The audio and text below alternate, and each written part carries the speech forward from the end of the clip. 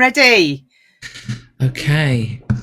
Here we go. Ladies Wot Pod, episode 55, the day after yet another bonkers game at the Gardens. Hello, everybody. Bonkers. Hello, everybody. I'll It's explain. Monday. It's Monday. definitely Monday. Just for those of you who are having trouble with your days of the week still, this is being recorded on Monday, the day after the game. Now, I'm wearing this hattage, this lovely Shoe Army hat, because a gentleman approached me yesterday and said, Claire, please wear our hat. Now, of course, normally I can't wear a hat because I've got the red hat on. But I thought for the start of the pod, while we introduce ourselves, here it is. So I believe these are, I don't know whether they're being sold or what's going on with them, but they're lovely hats. They're being worn, I know, in C Block. I've seen them. On the terrace. Yeah, I've seen them. So I do feel honoured to be part of the clan. And the hat will be in my bag. There you go. I'll carry it around in my bag, even though I'm not wearing it. But yes, so there you go. Shoe Army hat. What a fine piece of hattage. Very fine. Very fine piece of hattage. And on that note, I'm going to, I am Claire Jones, and normally I wear a red hat. It's still drying at the moment. It's had a difficult few days. Does it smell slightly smoky, as if it was on a barbecue or very close to some fireworks? Yes. So my name's Claire Jones. I live on the edge of the fens north of Cambridge. And normally I wear a red hat and I take photographs of the men in green, black and gold. And you are, Mrs. Saunders? I am Lis Saunders, and I live in South Northamptonshire, and I am chairman of the Saint Supporters Club, chief Halo, and general rugby geek, I think. Yes. That's it. Very good. And purveyor of pikelets to hookers of this parish. Which is still having an effect because he had an outstanding game yesterday. He did say they were the best ones so far, but I think he says that every time. I think he says that every time just to get more. Get more. Well, if it's working, Liz, Exactly. They were a good batch. We said last season, powered by pikelets. We did, yeah. Clangdon. I don't know how you say the other one, Langdon. Anyway. No, it doesn't work. It doesn't work. So yesterday, Saints played Bath. So we're in the second half of the season, and we thought we'd start the way we mean to go on. In a fog of our own making. Now, for those of you worrying why the match wasn't kicking off, that's what I could see. It was ridiculous. It was like something as well from a horror movie, because it was fog, but it was green. It was not good, and it didn't get much better, bless him, when he kicked off. And then out of the mist appeared. You can see that it's actually rolling across the ground. I mean, just bonkers. It's like being in a club. It was, and it took some time for said. I mean, even when, hold on, let's have a look. That amazing try scored by Mr. Kemeny. There he is again. Yes. 1.5 minutes this time. You can see me in the background of that. Yeah, that's a good one. You in the background? Are you in the? I'm just above his left shoulder. You can see I've still got my gold high-vis halos next to the very pink lady. Yes, yeah. Excellent. Oh yes. Yeah. Excellent. Yes, it was still a bit, in the gloom. It was murk when Mr. Kemeny went in to score. So the fireworks caused a little bit of mayhem. Well, if the fireworks caused mayhem, that was nothing compared with what Saints did. See, that was almost a professional link there, wasn't it? It was. Steady on. Yeah. Because I thought my own thoughts. I know nothing. Otherwise, I'd be a director of rugby. Was we need to come out the blocks, full steam ahead, all guns blazing, and all other cliches that fit like that. And boy, did we! All fireworks blazing. We went through the smoke screen, and 2 tries within how many minutes? It was we were just 14 or 15 minutes. yeah, yeah. Josh Kemeny went in first, then it was Dingers, and then it was the mad Australian, the Maisie run. That if he hadn't scored it, I think he'd have had to disappear in the car park.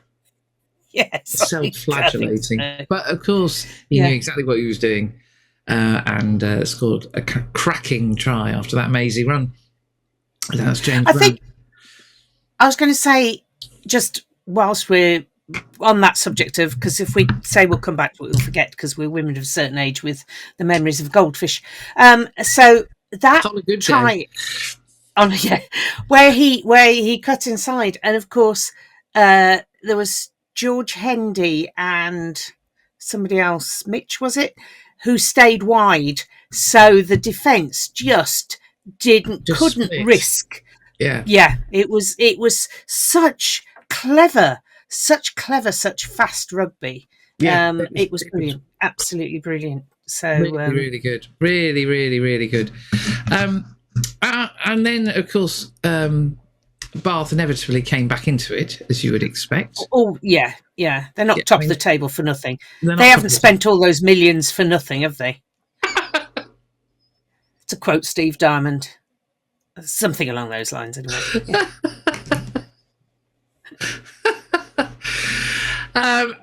Yes. A 7-1 bench was a bit punchy. And I think it nearly backfired on them. But yes, I think it very nearly backfired, yeah. And then Hendy, with his legs heading in 27 directions at once, scored a try. And nobody seemed to notice this. I seem to be the only person who noticed. Hold on, my mouse has gone for a wander. Seemed to notice is that Mr. Hutchinson had quite a unique way of celebrating that try. Oh yes, he's straightening his halo. Oh, is he? Right, of course. Yes. But it was a cracking, or some sort of fluence type thing. Oh. Yes, the Ginger Ninja. Yes. He was on fire again. I think the person who came out the traps the fastest was Finn. My God. Right from the kickoff, which Hendy tapped back into Joanna Augustus's hands, and off we went. It's actually a restart that I wish we'd do more, because it immediately puts us on the front foot and put them on the back foot. So and of course a minute and a half later we've scored. I thought Finn was one of his. I mean, he rarely drops below brilliant, but he was shining like a diamond yesterday. I thought absolutely, yes, absolutely and incredibly self-deprecating for the misses at the kick at goal. Truth. Yeah, I mean, I actually heard firsthand the Sarah Elgin interview. He's getting very animated with his hands, isn't he? It's all very expressive. I'm going to enunciate to the back row. I don't know whether he's doing the amateur dramatics at the minute, but it's all hands. Or I'm going to say how I feel through the medium of modern dance. It could be that, of course. Sort of this way and that way, and very expressive thing. Yes, much to Sarah's amusement. She is lovely. So, he was incredibly self-deprecating, kicking himself around the park for that. But so there were the couple of references he's made recently to his mentor. We now know who his mentor is, Mr. Wilkinson, but he was also his hero, his boyhood hero. I know, Wilkinson. If anyone else thought of the All Blacks, that Wilkinson kick over the top against the All Blacks when Finn did it in the first half, that was immediately what I thought of. It was just so Wilkinson in its execution. And then the other one was almost a classic Wilkinson dump tackle on Miles Reid. Oh my God! As somebody else said, reminded them of George North with Israel Folau. It was just, I mean, I could have felt sorry for him. I like Miles Reid as a player. I think he's really underrated. An amazing player. I agree with you. he doesn't move easily, I wouldn't have thought, and Finn's timing got him right in the solar plexus. He did not know what had hit him, did not expect that. You couldn't see it in where we were on the ground, but you could see it more on the telly. The look of surprise on his face, and even when Finn's put him down, there's still I've no idea what just happened. I'll just have a moment. No idea. I just try and rearrange my thoughts, but I know I'll be having nightmares about that for a long time to come.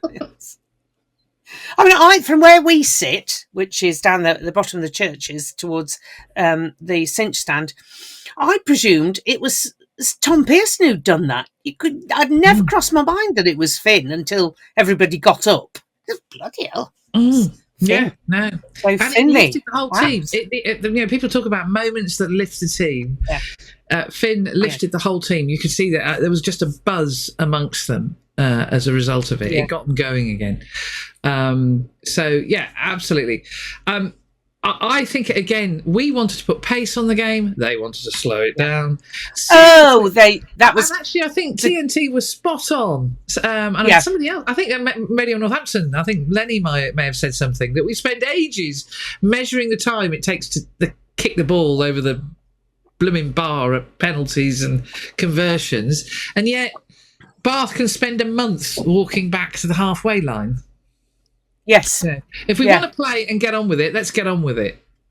But again, their delaying tactics came back to bite them on the bum, didn't they? Because, they ran out of time.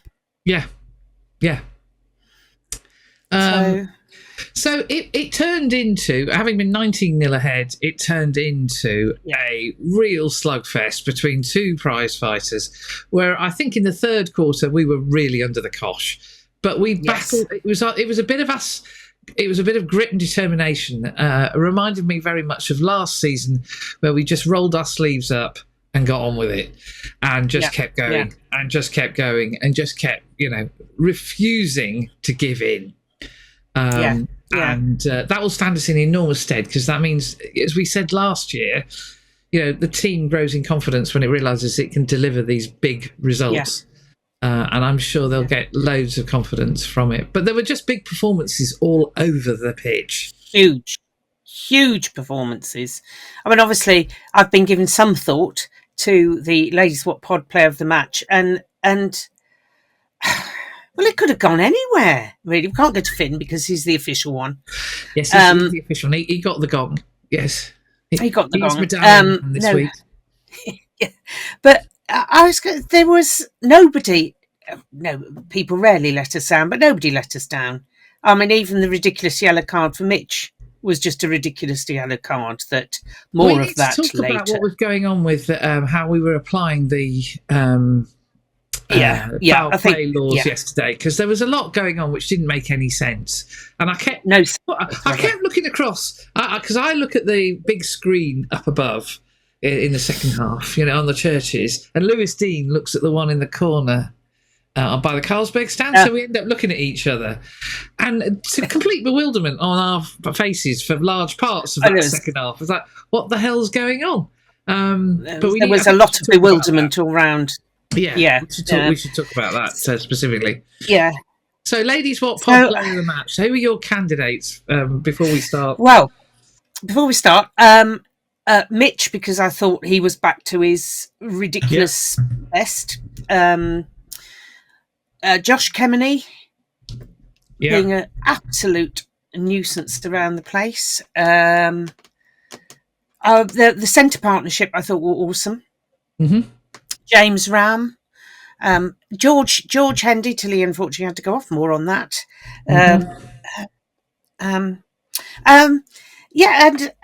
And Curtis, because I thought Curtis, he played the full 80. And watching again, I mean, when you're watching it live, there seemed to be more than one of him, which is a terrifying thought. There seemed to be more than one of him about the pitch. And watching again on the telly, David Flatman said, "How's he got there? He's a hooker. He's a front row. He has no right to be there, to have got back there defending something or another." And I'm torn a bit, but my vote, I think, has to go for Curtis. I have to say. Ooh. I thought he played blinder. There was one line out that went slightly astray, but that, it was only the one. It was the rest of it was the arrows were spot on. He was around and about the place the whole time. The scrum seemed fairly well. God only knows what the ref was seeing at any point. But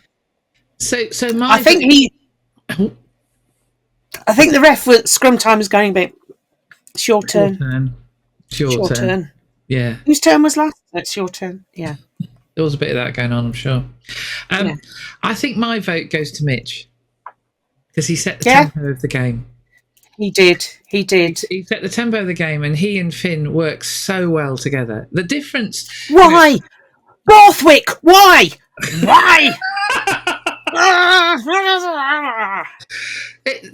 They understand each other. I mean, Finn appreciates the work that he does, and he appreciates the work that Finn does, and the whole team love the pair of them. And we can see when you've got two players of such caliber leading the team.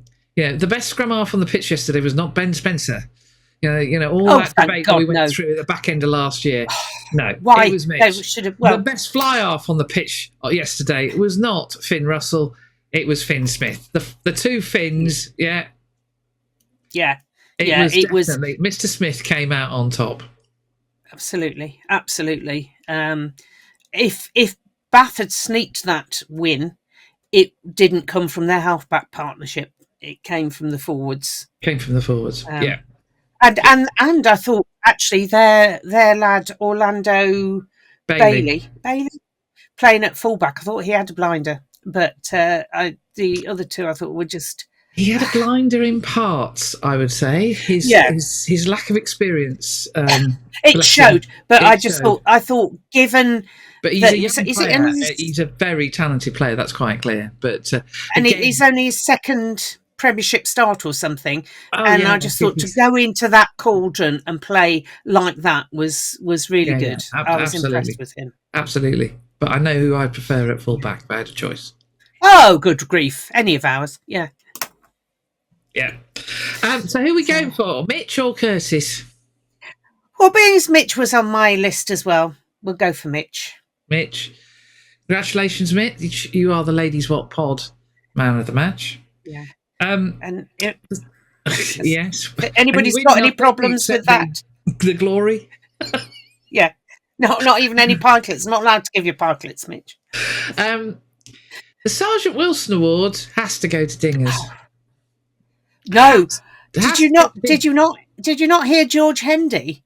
Oh, was George having a chat?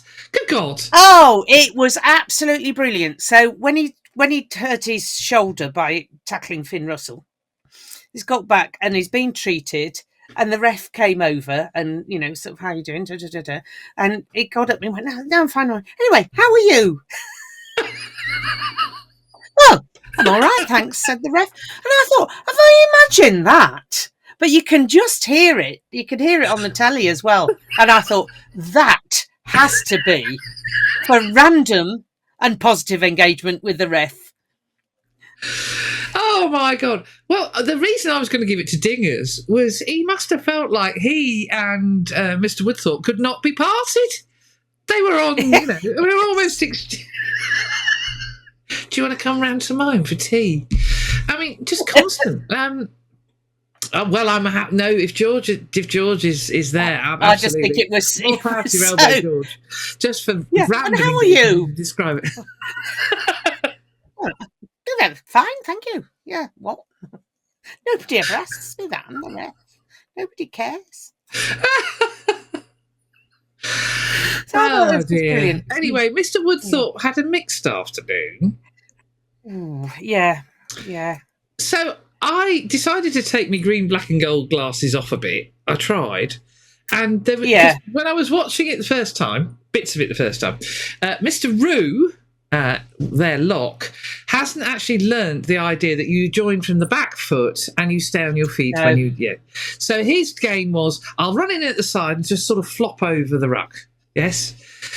And then I saw TP do it, And then I saw Angus Scott Young do it in the second half. Meanwhile, Mr. Root was still going with his flopping all over the place. And in actual fact, I just think Mr. Woodthorpe needs to get his, in at the side. Yeah. He needs to work out where the back foot is, and because it just closed the whole bloody game down, and the ball slowed down to a soil creep every time. Yeah. So that was not great. The other thing was, for a while, it only looked like we were going to talk to the TMO about high tackles if you were wearing green, black, and gold. Yeah. Yes. That was where Lewis and I were our most confused. It's like, hold on. At TNT, what the flipping heck were you on? When Dingers was basically headbutted, it doesn't matter. You can't go around headbutting people on the pitch. It doesn't matter that he's not the ball carrier. That was ridiculous. I can headbutt you. Yeah, and he come ball. Exactly. The support player was in front of the ball and headbutted somebody. It's just a rugby incident. So it's open season. Off you go, Curtis. You can headbutt people. No, you can't. No, don't listen to what Claire says. You can't headbutt anybody. Nobody's to headbutt anybody. Oh God. No, so yes, because there is poor Dingers rearranging his eyeballs, ridiculous, utterly ridiculous. But there was some reckless tackles going in. Dare I say, from both sides, and because Mr. Woodthorpe and the TMO, Stuart is just normally better than that. I don't know what was going on. It was, yes. But the worst moment of the whole game, and as my beloved husband, my IT department, walked up to me and said, "That's the worst incident of play acting since Harry Donkey in 2007. And you're thinking, what? Who? Harry Nordicky, I believe is what he meant. Yes. In the semi-final of the Heineken Cup, when he feigned injury. And, who was it? It was, I can't remember which Saints player looked at him as if to say, what the actually are you doing? As he was sprawled on the ground. Ollie Lawrence, you should be ashamed. Utterly ashamed. It was up there with, do you remember Mark Regan and Sparky? Oh yes, when he said he'd Sharky, yes. Not Sparky, Sharky. Sharky, yeah. When he said he'd stamped on him. Sparky, yeah. It was, ridiculous. It was absolutely appalling. Do not need that. We do not need that in the game. And seriously, we also don't need tweets where you go, "I will get better." Get better. Get better. Weasel words. Never do it again. Well, there were two things, weren't they? The fact that he late tackled George with his suspect shoulder. Oh, you picked on my mate Finn, so I'm now going to go and bash you up. Yeah. Grow up is all I And nothing was done about that. Yeah. And then to do the play acting. And I would say what happened there was a lot less dangerous because Mitch was pulling out than what had happened to Dingers with number 23. In some ways, I was really pleased that the game wasn't decided by a piece of idiotic behaviour. Yes, yeah. And karma actually came down on the right side. Yeah. It was... Bath had their chance to defend their lead, and we took our chance to win it. Yeah. And I thought it was interesting that Finn described himself as having to take himself back to when he was a kid and thinking of all the balls that he's kicked over bars. So he described it. I went back to my old club and just imagine kicking the ball over the bar. And that's past the coaching he's been getting, I believe, from Wilkinson. Wilco. Yeah. And his comment to Dowse was that he owed the players because he'd missed two, because Dowse congratulated him on winning it. Never was a player more self-deprecating than young Finn Smith. He is remarkable. Yeah. We are so lucky to have him. So lucky. And the celebrations. So I have to say thank you to the man in the yellow jacket in the church's stand. I've got no idea who you are, but you had a lovely balance to my photo of the celebrations. So,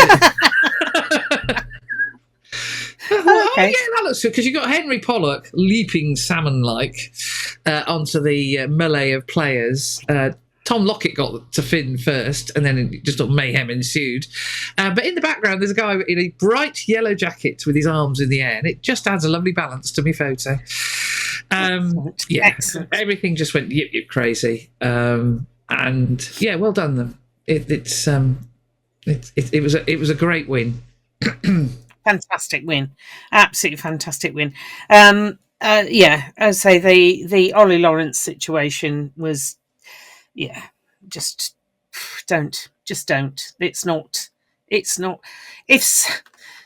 it Luke Pierce who told Finn it was not in the spirit of the game to take the full 90 minutes for 90 seconds? 90 seconds. 90 minutes. 90. It felt like 90 minutes were some of the ones. Oh, that was quite funny, though. Finn Russell arguing the toss about where he should take the penalty from. So Andrew Thingy said, oh, yes, just check with Stuart. And Stuart went, yeah, it's way back. He actually had to go back about 10 or 15. Yes. Yes. I thought, well, that serves you right. You're right. Yeah. Yes. Yeah. Yeah. So, it was a good, and it was also great to see, the crowd celebrating the way they did, including the bloke in the yellow jacket. And of course, it meant we had a very raucous Shoe Army song. Yes. Yeah. And who was on the bin? Who's on the bin? It was, interesting combination. A man who always takes his singing of said song very seriously, whether he's on the bin or not. Angus Scott Young. Oh, yes. Josh Kemeny. Yes. And Finn. Quite right too. Yeah. Quite right too. Yeah. And it was very raucous, and it was great, and I got some great photographs I was very, very pleased with. Excellent. Yes. Excellent. Yes. And then I had to get out of said changing room. Can I just say a quick shout out to an old Saints player that I bumped. I knew he was coming. Matt Allen and his family were there, and Crash Allen. Yes, and we were chatting about the Ollie Lawrence incident, and he said, as you'd expect a gnarly old centre to say, well, it's all gone soft. So there you go. Yes, but when your nickname's Crash, you're not going to say anything else. and Greenwood says the hardest man I've ever played against. Yeah, I think you're allowed. And his wife Louise said, oh, so that'll be going on the pod. I went, yeah, absolutely. So there you are. Nobody's disappointed. Yes. Oh, I loved watching Crash Allen. Hopefully I'll see him soon. Yeah. He's coming. Yes, yeah. Excellent. So I had to do make Do you want to talk about Elliot and the cameras before we go? So as I'm heading back out in the tunnel, I noticed that Lizzie Goodchild basically was doing Thou Shalt Not Pass back past the Tunnel Club. Because TNT had decided that they were going to do a bit of filming in the corridor. Those of you who watched the review show would have noticed that Mr. Flatman did a check in the changing room, because they were almost tempted to go in the changing room. I think they'd have got short shrift. And then I think he realised there was nothing actually going on in the changing room, but I think he realised that they'd have to walk past the showers to get there. So they'd already decided to stay the other side of the doors. However, I obviously couldn't get back out into the tunnel where I needed to be to do the next game. So Lizzie and I were waiting. Meanwhile, Elliot noticed that I had my cameras. So he approached me and said, Claire, can I borrow your camera? I'm thinking, well, yes.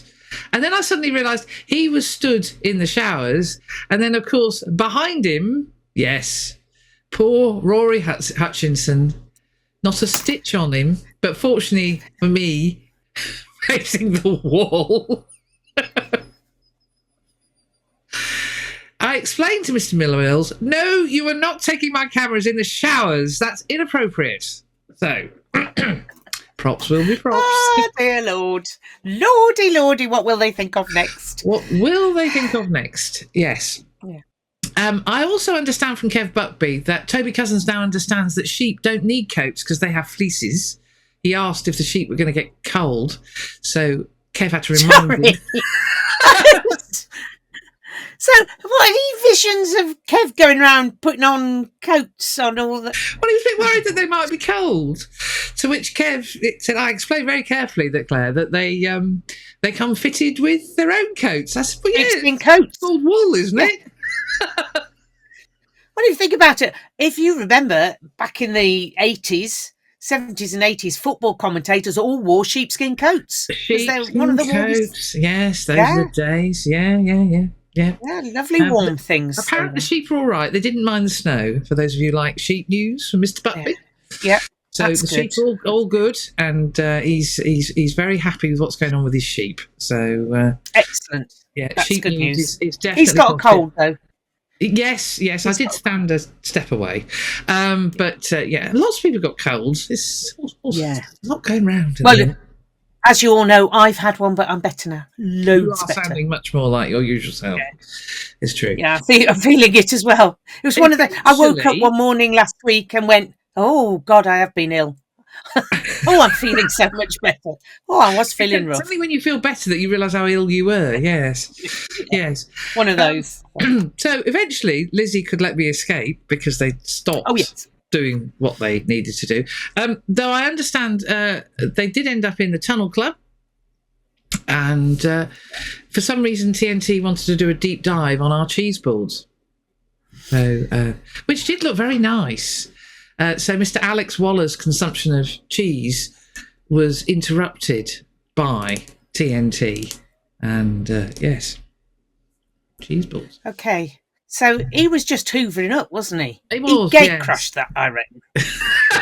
Having said that, the time when I managed to gate crash the Tunnel Club, the cheese was very, very good. It did look very good. Yeah, no, the cheese very good cheese did look very good. Very good. So whoever is responsible for the cheese board, that must be Nick and his team, mustn't it?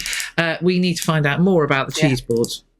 Yeah. Yes, could we have more info about the cheese boards, please? Yeah, we need cheese board information. So that's great. Yeah. So on to the next game. Which was... Wow. Wow. Now, for Finn Smith, dealing with young Miles Reed. Yeah. A similar incident occurred in the Lightning game, to which the player concerned, I've never seen her, the England captain no less, I've never seen her look so shocked. Oh. Yeah.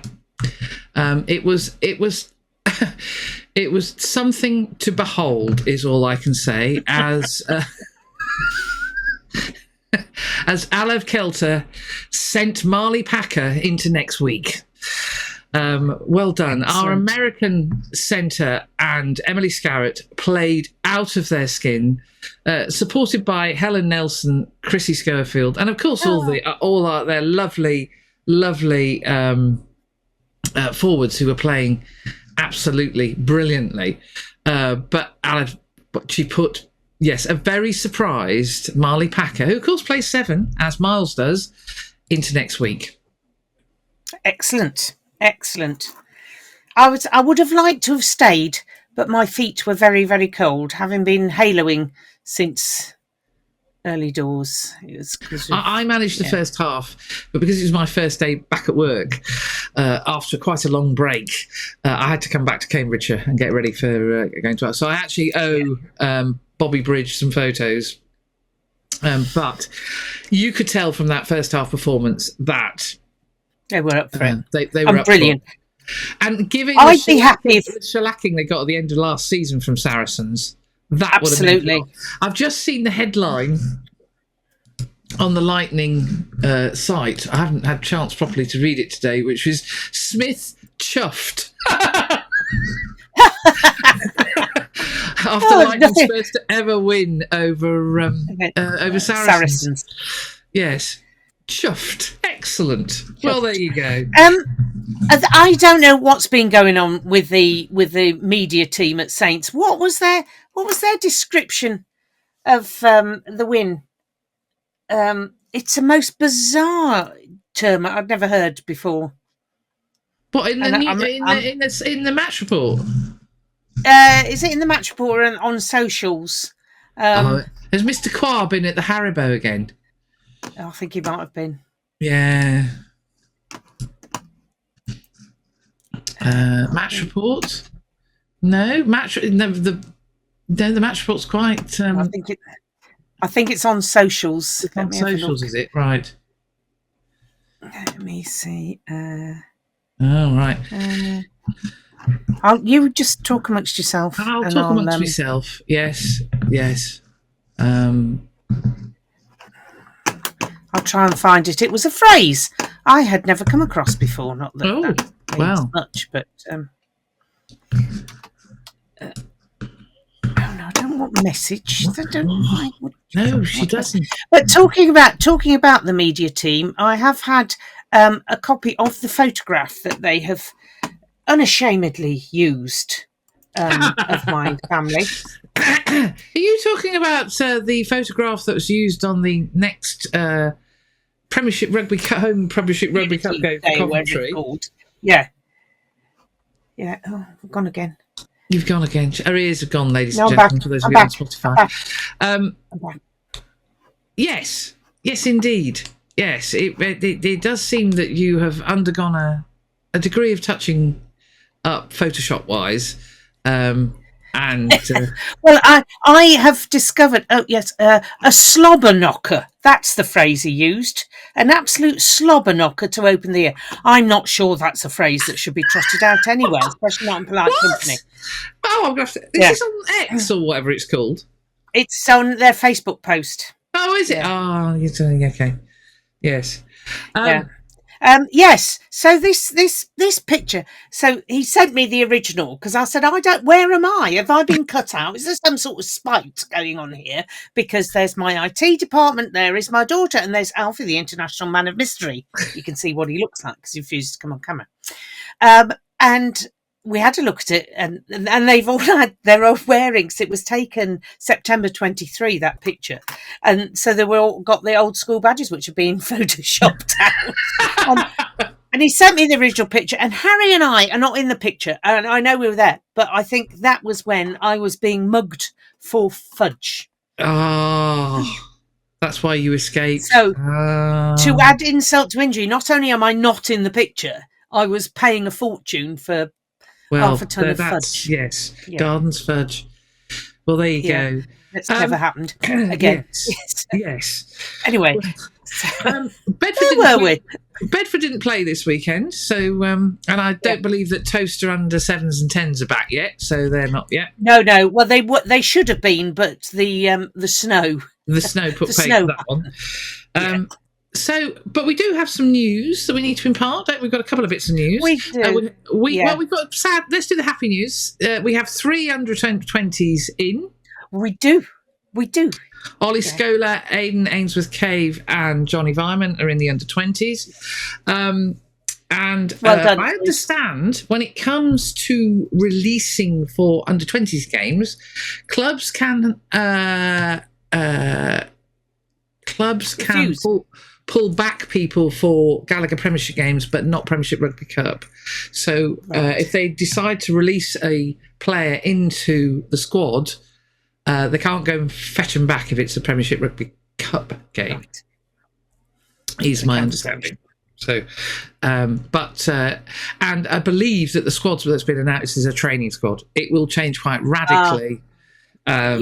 When the proper squad's announced. So it'd be interesting to see who ends up, because there's some people missing that you're thinking, well, they're there. Yeah, well, there's three obvious names that are missing. 3 obvious names, but I think some of them might not be there anyway. Well, Craig's too old now, as in, I think George Makepeace Cubitt is there. They weren't under 20 in September, so there's two obvious ones. Archie and but anyway, we'll find out more. But there are others, not necessarily saints, that you would expect to see. Yeah, aren't there? Yeah, but that explains a lot. Yeah. So that's good news. The sad news. Oh yeah. Well, quite ruined my day. This friend of the pod. Yeah. Big mate of the pod. Big mate of the pod. Big support of the pod, which we are eternally grateful. Matt Ferguson will be leaving us at the end of the season. Matt has, Matt's ebullience, his attention to detail. I mean, I do not understand scrums. I do not understand the mechanics of how these things work. But listening to Matt is just pure poetry. Yes. And he explained it to us, Claire. He explained it to us. He did, and I began to understand. Whether I could remember it. Yeah. But yes, so he is leaving the club at the end of the month. Professional sport is a tough old game, isn't it? End of the month. End of the month. End of the season. Bloody hell, don't do that to me. End of the season. Well, don't do that to Matt. Sorry, Matt. Sorry for... No. She doesn't know anything that you don't know. We need him to go out on a high. He's already supplied, lots and lots and lots of loads and loads of development amongst the players, and of course he was part of the winning coaching team last season. So, we need to have some fun with Mr. Ferguson until the summer when he heads off to new pastures. Yeah. Good luck wherever you go. And we love you dearly, folks. You'll always be in our hearts. So this week, and then we had some news which just made me a bit cross, and I should have remembered it. So when we go to Quins at the end of January, it's what's called an EPS reserved game or something, which means all the internationals are buggered off again. Yeah. I only heard that on TNT yesterday. When Douse basically confirmed it, which is really annoying because they talked about, we won't be playing matches during the Six Nations. No, we'll just be beeping it up beforehand. It goes on for blooming long enough as it is. At least it's Quins, and they will be shorn of players as well. Yeah, it's not like Bristol. Yeah. Which is where it always seems to have fallen, and probably will again when they're back. To be honest, but anyway, talking of Bristol, that's a shame then, isn't it? Another loss. And bringing in a Irish fourth choice fly half, because they've got spare cash just lying around. Again. Anyway, yes. Yes, and both Bristol leave teams, the tumbleweed there. Lost as well. Gloucester Hartbury laid waste to them. Although I have to say, Quins, Harlequins women, blimey, they're flying at the minute. They are. In other news, Dr. Jones, aka my IT department, confessed something last night, and I think we need a little mini appreciation for the Sisterhood's Efforts Award. Yes. So supporting the Sisterhood, that is Ladies Wot Pod Award, goes to Anna Litchfield. Again. Yes, for her game defence against the almost ad hoc dad joke planning that happened yesterday. Anna has suggested that that they get themselves sorted in Paris, not last night, and they need to find a cupboard, drink pasties, and get the dad joke sorted, and never speak of it again. Really, I think it's... Matt found this quite surprising because normally Anna doesn't let him drink. So, well done, Anna. Yes. In other news, Laura Hendy has promised not to do any more predictions after her somewhat It goes with Kerry Lockett promising never to do another weather report. Kerry's most famous one was when she announced that there wouldn't be any rain as I'm sat in a hailstorm at Bristol. That was good. Uh-huh. Yeah. That worked really well. To be fair, that weather took everybody by surprise. Nobody had forecast that weather. Yeah, but she tempted fate. That's it. You know, once you've tempted fate. Her fault. Yeah, it's her fault. Yeah. Yeah. All those who looked at me daggers on Sunday because we were playing down the hill again. And that includes you, Dave Rogers of Getty Images. No, I cannot influence the toss. Well, you know, I was directing people to you. Do you know which way? Yeah, it's the wrong way. Go and blame Claire. Go and glare at Claire. It's her fault. Because I like a bit of light entertainment. Here to help. People looking at me.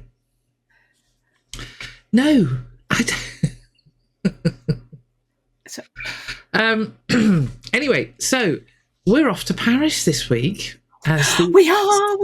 Investec Champions Cup returns. Yeah. It seems a lot of Saints supporters have targeted this one as the big Rather than South Africa. Rather than South Africa. I wonder why. So we're all off to Paris to a stadium which I described to one of my colleagues as a pink palace. Yeah. There's a lot of pink. I can't wait because I've never shot there. I've actually only taken photographs of Stade Francais once. I think I've bored everybody in that game that the playoff to play in the good grief, yes. Yeah. I'm looking forward to it. We're staying in that bit of Paris that I really don't know that bit of Paris at all. It's not an area I know either. Yeah, I know a lot of the rest of Paris, but I don't know that bit, so I'm really looking forward to it. I've been out there once for an international when the internationals were played at the Parc des Princes, and that would have been 1986 or something. So, yeah. I'm looking forward to it. I'm just looking forward. You know, it's one of those... Sorry, lads. The game's irrelevant almost. We're just going to party. Well, not for me. I mean... No. And not really for us.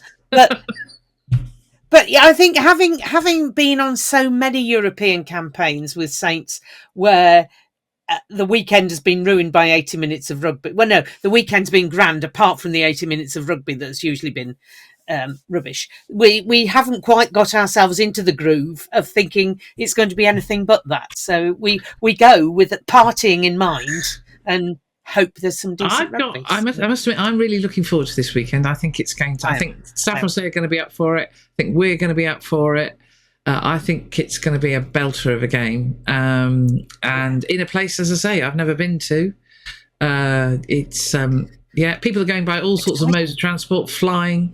Actually, I'll tell you the person. If I want to know how I went to a game, I asked Chris Lockett because I insisted I didn't stay in a hotel before the Bath game at the beginning of the season. And he went, "Yes, you did."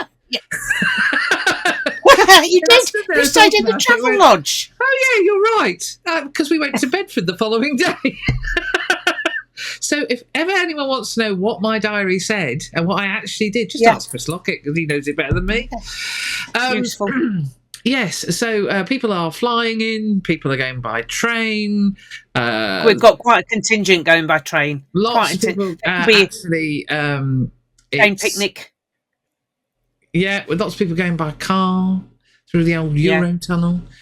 And in fact, can I just say, just thinking about that, everybody, those of us who are going on the 12:30 Eurostar on Friday, can you get in touch with me so we can discuss train picnic whilst I think about it? If I haven't got in touch with you before, because I can't remember who's going on that train. So drop me a WhatsApp.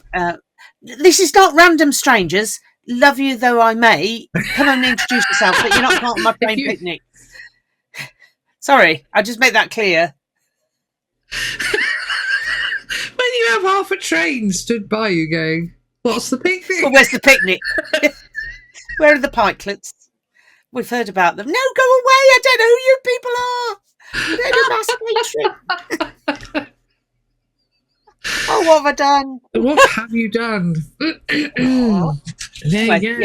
There you go. Yeah, so we're off to Paris. And then the following week is a big week because it's actually the Benevolent Fund's annual lunch, which is where former Saints players get together. And I believe, of course, because we're playing Munster on the Saturday, and it's the 25th anniversary of the win in 2000, it'll be a very special.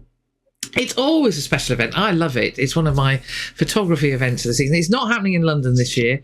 It's happening in Northampton at the request of some of the former players. And so I'm really looking forward to it. And the Munster game, we learned today, is a sellout. Well, there's a flipping surprise. So I can't wait for that one. So it's going to be a busy couple of weeks in the Investec Champions Cup. Should be yet another cracking game on Saturday. Saturday. Right, by then I'll have got back into the groove. I'm the groove more today. I know it's Monday, but yesterday I got very confused because I've had a week of still eating chocolate and Baileys for breakfast and Christmas cake at random times of the day, and I had no idea what day it was. And then playing on a Sunday, I was convinced it was Saturday when we got home last night. And the IT department went, this shows how bad it was. The IT department what day it was, and I didn't. That's in the books, really. Oh dear. No, I knew what day it was, which is why I had to turn the curry down after the game. Yeah. Well, I kind of remember during the course of the game, but then I forgot again, and it felt like, so I'm really sorry if I've confused anybody along the way by not knowing what day it was. I think I just confused myself, which I do quite often. So, but today is Monday, so I'm back. We're back in the groove of things this week. Things that happen on Wednesday are happening on Wednesday, and Thursday we're back to walking rugby. So there will be more of a thing going on where I know what day it is, really. Yes, and because you're walking. Well, I'll be on my way to Paris on Thursday. Yeah, you're going Thursday. I'm going Thursday. Yeah. We're going to make a long weekend of it. Yes, really looking forward to it. Bedford. Oh, that's a good question. Where are Bedford going? Yes. Well, I don't know. I don't know where Bedford are going. It's return of, I think it's their first game of the new year, and fixtures and results. There we go. Bedford are Bedford have another week off. Bedford have another week off. Oh yeah, they don't play till the 18th. 18th. They could all come on jolly with us to Paris. They could. Yes. Yeah. So just thinking about Bedford, we had a quick chat with young Jake on the way out and asking him, will you be having to look after George because they share a house? And he said, I expect so. And we're all a bit concerned because his legs are already on back to front, and his shoulder now is his nose was rearranged the week. It's like a Picasso painting now, isn't it? Well, he is. His shoulder. Goodness only knows where that is. His Heath Robinson fashion thing that he stuffed up his nose. During the first half at Saracens, and the fact that he had. Laura did point out that he had to apologise to the doctor because he said rude words, as it took 4 attempts. We did mention it. Did we? We did mention it. But yes, he uttered rude words at the poor doctor. Such a nice picture. Blast and ouch, I think. Yes. Along the lines of that's a bit hurty. Please don't do that again. Actually, talking of people only 2 weeks before they're back, Sammy G was in the changing room. Oh, yes. 2 weeks ago, well. Yeah. As was Ferbs. Yes. And Berger was lurking around as well. So, so it was great to see some of the players who've got slightly longer than the 2 weeks. Oh, what have I said? Injuries. Well, it's 2 weeks is a guesstimate, isn't it? How long is 2 weeks? The IT department are going to go on about some sort of law of time if we're not careful. Anyway, No, don't. So I think it's been a cracking week. We've had a really good end to the year with the Newcastle game, and we've had a really good start to the year. Superb start to the year with the Bath game. As Dal said, it is about continuing to learn, continuing to, come together as a group. Grit and determination are absolutely spot on, and there's loads of stuff for them to learn in attack as well as defence. And putting our game on the pitch from the start. We took it, and that, if we do that, it's really hard to live with us. We get so put our game on the pitch and we're there, and they have to use low and underhand tactics. Yes, and you know what? Now, you and I are going to disappear in a minute to do, what was it you calling it? Music and movement. Music and movement, aka our stretching, whatever exercise thing. Class. Physio stuff, But there was some hot news last night. We were on the national news last night. And I think it was incidental that it was us. Do you not think? No, it was about us. It was about us. The top table toppers. It's like, whoa, what's going on there? And then this morning, the football being snowed off. Radio 5's. We were one of the lead items on Radio 5. I went a bit gizzy. I thought, what's happened? Crikey. Yeah, well, I was going to say, whilst watching Music and Movement, I'm going to have to watch Look East as well. We're going to have to watch Look East. That's going to happen. Yeah, absolutely. We have recorded.